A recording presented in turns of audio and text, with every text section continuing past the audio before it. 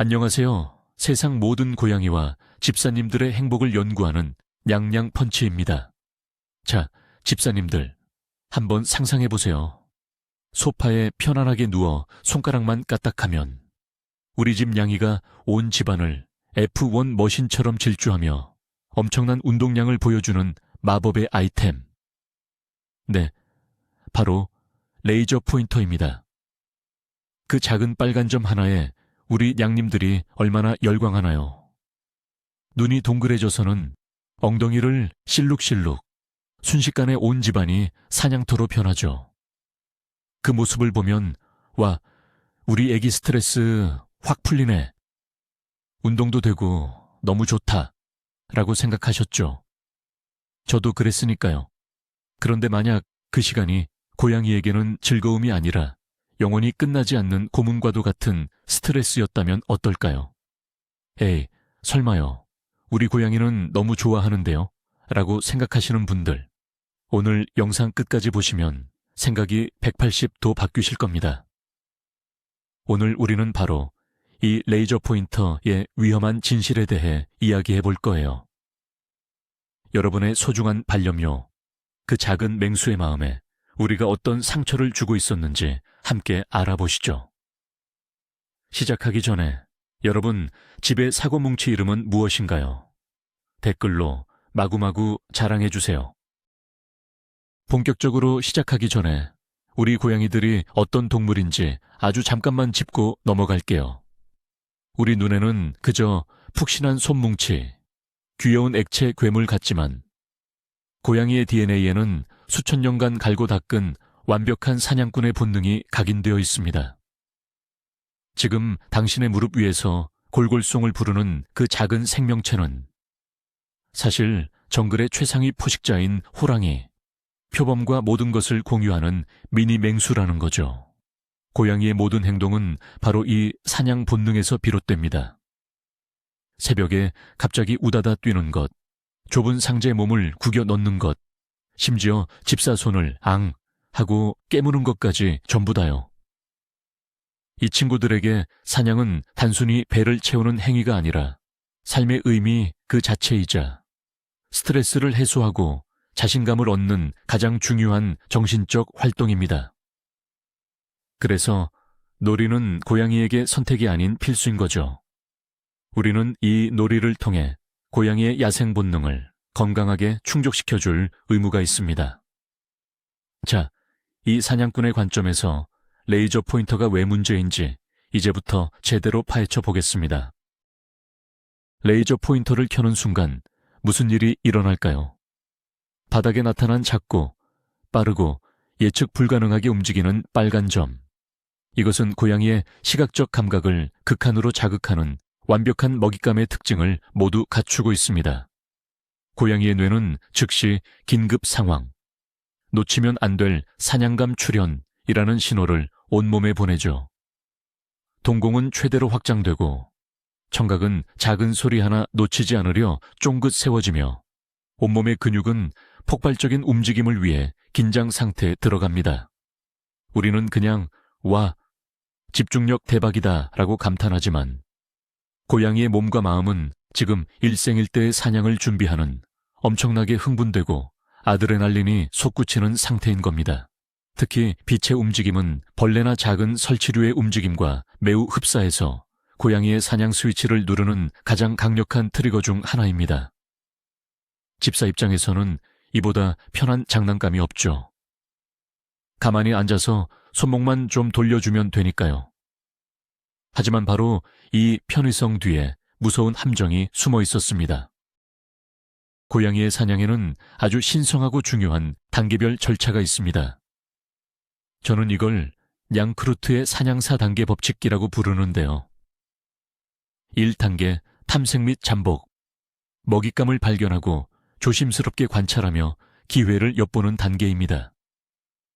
2단계 추격, 목표물을 향해 번개처럼 달려드는 단계죠. 3단계 덮치기, 정확한 타이밍에 점프하여 앞발로 먹잇감을 제압하는 사냥의 클라이맥스입니다. 그리고 가장 중요한 마지막 4단계, 마무리.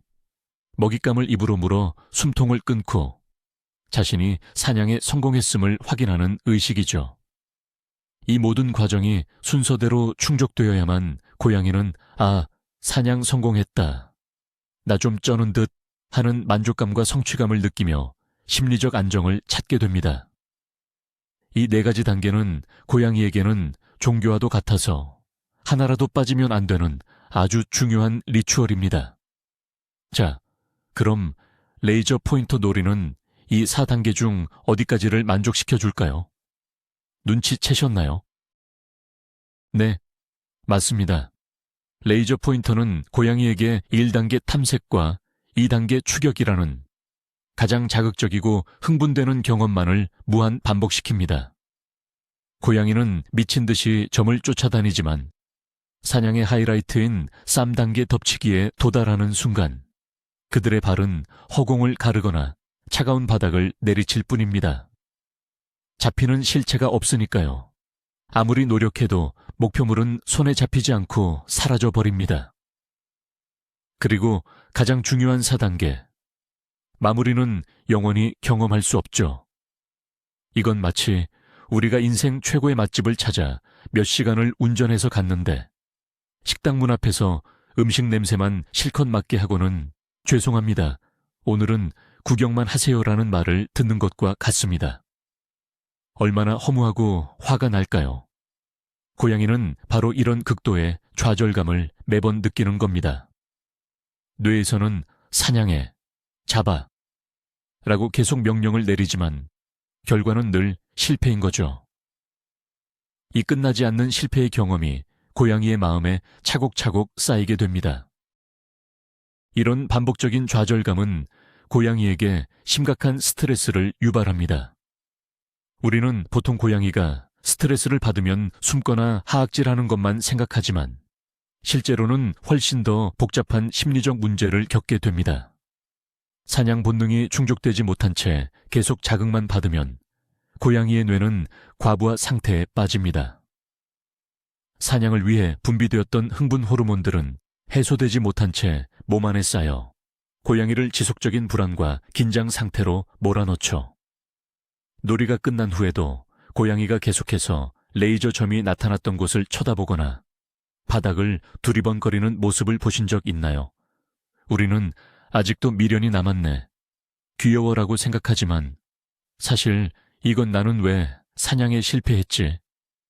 그 녀석은 어디로 사라졌을까 하는 불안감과 미련의 표현입니다. 행복한 놀이의 마무리가 아니라 풀리지 않는 숙제를 안고 끙끙 앓는 상태와 같은 거죠. 사냥 성공이라는 보상이 없는 놀이는 고양이의 자신감을 심각하게 훼손시킬 수 있습니다. 고양이의 세계에서 사냥 성공은 곧 자신의 능력을 증명하고 생존을 확인하는 가장 중요한 행위입니다. 성공적인 사냥을 통해 고양이는 나는 유능한 사냥꾼이다, 나는 내 영역에서 살아남을 수 있다는 자신감을 얻습니다.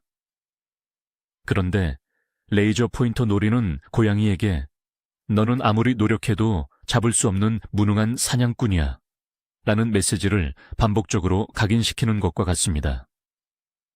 이런 경험이 누적되면 고양이는 무기력감에 빠지거나 반대로 사소한 자극에도 과민하게 반응하는 불안정한 상태가 될 수 있습니다. 특히 자신감이 부족하거나 소심한 고양이에게는 더욱 치명적일 수 있죠. 우리는 재미로 시작한 놀이가 고양이의 자존감을 조금씩 갉아먹는 행위가 될 수 있다는 사실을 반드시 기억해야 합니다. 자, 그럼 이 해소되지 않은 사냥 에너지와 스트레스는 다 어디로 갈까요? 안타깝게도 종종 심각한 문제 행동으로 이어지게 됩니다. 가장 대표적인 것이 바로 강박장애 OCD와 유사한 증상입니다.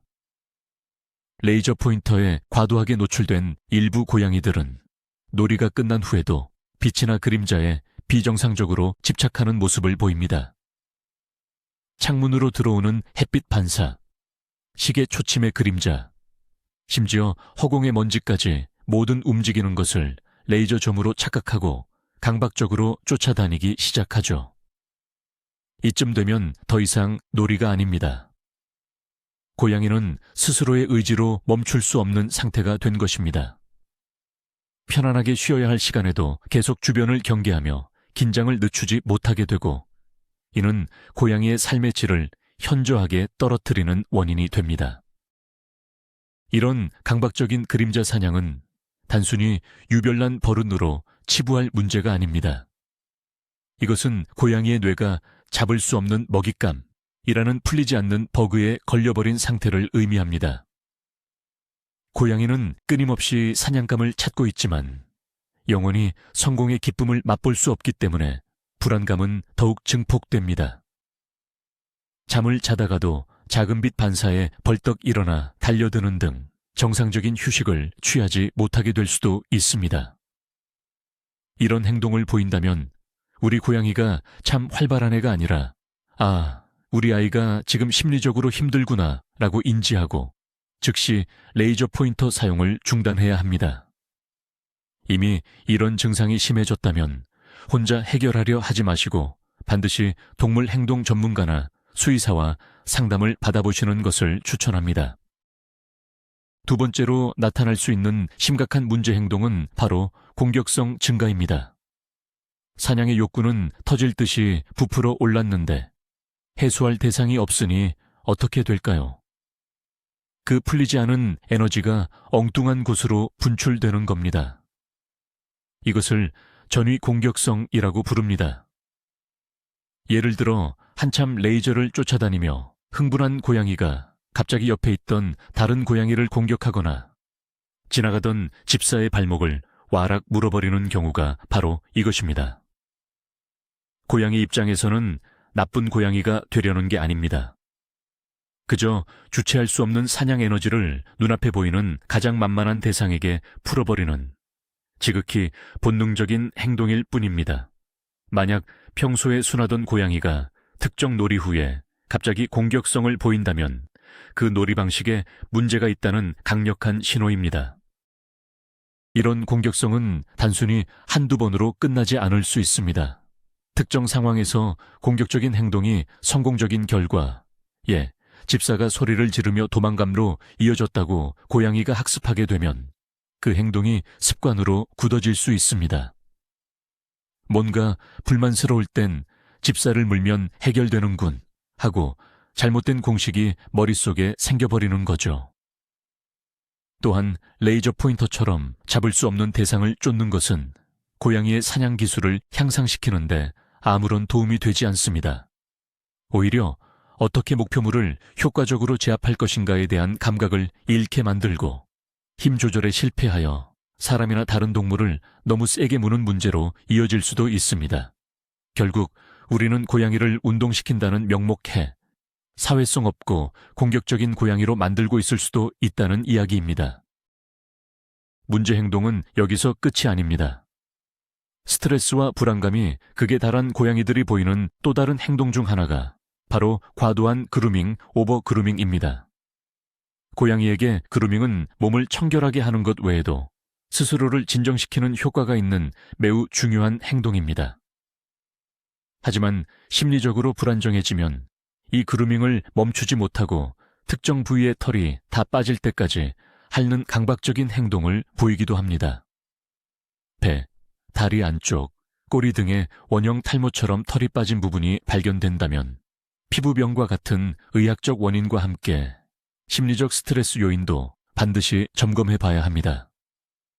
레이저 포인터 놀이로 인한 만성적인 좌절감이 이런 자해적인 행동의 숨겨진 원인일 수 있다는 점을 간과해서는 안 됩니다.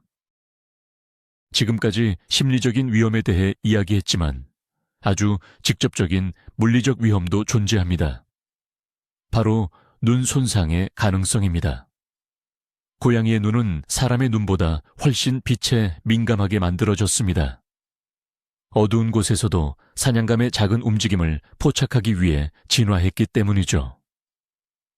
이런 고양이의 눈에 레이저 빛이 직접적으로 들어가게 되면 망막에 심각하고 영구적인 손상을 입힐 수 있습니다. 특히 시중에서 판매되는 저렴한 레이저 포인터 중에는 안전 기준을 초과하는 고출력 제품들이 많아 더욱 위험합니다. 나는 조심해서 사용하니까 괜찮아. 얼굴 쪽으로는 안 쏘면 되지 라고 생각할 수 있지만 고양이는 예측 불가능하게 움직입니다. 갑자기 고개를 돌리거나 점프하는 순간 의도치 않게 레이저빛이 눈에 들어가는 사고는 언제든지 일어날 수 있습니다. 한번 손상된 망막세포는 다시는 회복되지 않습니다. 최악의 경우 고양이가 시력을 잃게 될 수도 있습니다. 사냥꾼에게 시력은 생명과도 같습니다. 우리는 단 몇 분의 편안함을 위해 우리 고양이의 가장 소중한 감각을 위험에 빠뜨리는 도박을 하고 있는 것일지도 모릅니다. 또한 레이저를 쫓아 미친 듯이 질주하다가 가구나 벽에 부딪혀 다치는 안전사고의 위험도 무시할 수 없습니다. 특히 미끄러운 마룻바닥에서는 슬개골 탈구와 같은 관절 부상으로 이어질 수도 있죠. 고양이의 안전과 건강을 생각한다면 레이저 포인터는 장난감 목록에서 가장 먼저 삭제해야 할 아이템입니다. 우리의 즐거움이 고양이의 건강을 담보로 해서는 안 되니까요. 자, 이쯤 되면 많은 집사님들이 이런 질문을 하실 겁니다. 아니, 위험한 건 알겠는데 우리 고양이는 정말로 레이저 포인터를 너무너무 좋아해요. 서랍에서 꺼내는 소리만 들어도 달려와서 야옹거리면서 해달라고 조르는데요. 네, 그 마음 너무나도 잘 압니다. 겉으로 보기에는 고양이가 정말 그 놀이를 즐기는 것처럼 보이니까요. 하지만 이것은 즐거움이나 행복의 표현이라기보다는 중독 또는 강박에 가까운 상태일 수 있습니다. 앞서 말했듯이 레이저 포인터는 고양이의 사냥 본능을 가장 원초적이고 강력하게 자극합니다. 그 자극이 너무 강렬하기 때문에 고양이는 이성적인 판단을 하지 못하고 본능에 이끌려 반응하게 되는 것입니다. 마치 우리가 건강에 나쁜 줄 알면서도 자극적인 음식을 끊지 못하는 것처럼요. 고양이가 레이저 포인터를 해달라고 조르는 것은 집사님, 저와 함께 행복한 사냥 놀이를 통해 유대감을 쌓고 싶어요 라는 의미가 아닐 가능성이 높습니다.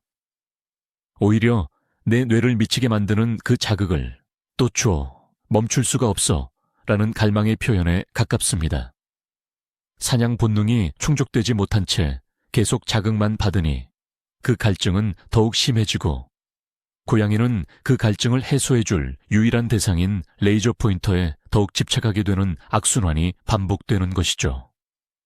우리는 고양이의 이런 졸음을 애정 표현이나 놀이 요구로 오해하고 기쁜 마음으로 레이저를 켜주지만 사실은 고양이의 강박적인 행동을 더욱 강화시켜주고 있는 셈입니다. 진정으로 고양이를 위한다면 그 강렬한 자극 뒤에 숨겨진 고양이의 좌절감을 읽어줄 수 있어야 합니다. 물론 모든 전문가들이 레이저 포인터를 절대악으로 규정하는 것은 아닙니다. 일부 행동 전문가들은 아주 제한적인 조건에서 올바르게 사용한다면 괜찮다고 말하기도 합니다. 그 올바른 사용법이란 레이저 포인터를 단독으로 사용하지 않고 최종 목표물인 실제 장난감으로 유도하는 용도로만 쓰는 것입니다. 예를 들어 레이저 점으로 고양이의 시선을 끈 뒤 미리 숨겨둔 쥐돌이 인형이나 간식 위에서 점을 멈추게 하여 고양이가 실체를 잡게 해주는 방식이죠. 이렇게 하면 탐색 추격 덮치기 마무리에 사냥 사이클을 완성시켜줄 수 있습니다. 놀이의 마지막에는 반드시 레이저를 끄기 전에 고양이가 무언가를 잡고 보상받는 경험을 하게 해줘야 합니다.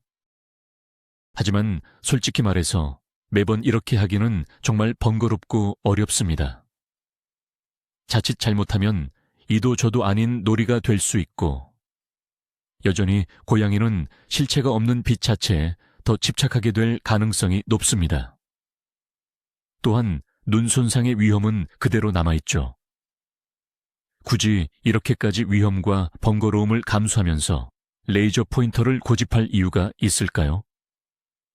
세상에는 훨씬 더 안전하고 고양이의 정신 건강에도 이로운 훌륭한 장난감들이 너무나도 많습니다. 우리가 조금만 더 부지런해지면 고양이와 훨씬 더 깊은 교감을 나누며 건강한 놀이를 할 수 있습니다. 그러니 어떻게 하면 레이저 포인터를 안전하게 쓸까를 고민하기보다는 레이저 포인터제 없이 어떻게 더 재미있게 놀아줄까를 고민하는 것이 현명한 집사의 자세가 아닐까요?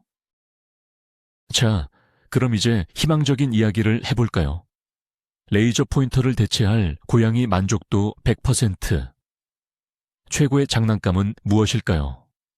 두구두구두구. 바로 낚싯대형 장난감입니다. 아마 집사님들 집에 하나씩은 다 가지고 계실 텐데요.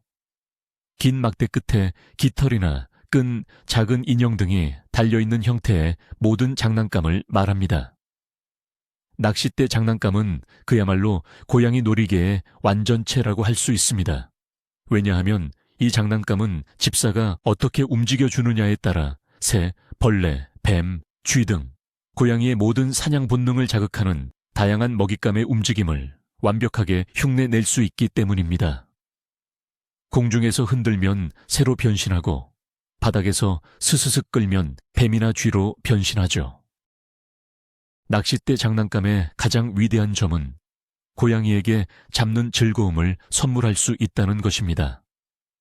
고양이는 낚싯대 끝에 달린 미끼를 쫓고 덮치고 앞발로 잡고 심지어 입으로 물어뜯으며 사냥의 모든 단계를 완벽하게 경험할 수 있습니다. 바로 이 성공의 경험이 고양이에게 엄청난 만족감과 자신감을 줍니다. 자신이 유능한 사냥꾼임을 증명하고 에너지를 건강하게 분출한 고양이는 놀이가 끝난 후 깊은 안정감을 느끼며 편안하게 휴식을 취하게 되죠. 또한 낚싯대 장난감을 가지고 함께 노는 과정은 집사와의 유대감을 형성하는 데도 매우 긍정적인 역할을 합니다. 단순히 운동만 시키는 것이 아니라 함께 사냥하는 동료가 되는 소중한 시간인 셈입니다. 이제부터라도 레이저 포인터는 서랍 깊숙이 넣어두시고 낚싯대를 손에 들어보세요. 낚싯대 장난감으로 놀아줄 때도 몇 가지 꿀팁이 있습니다.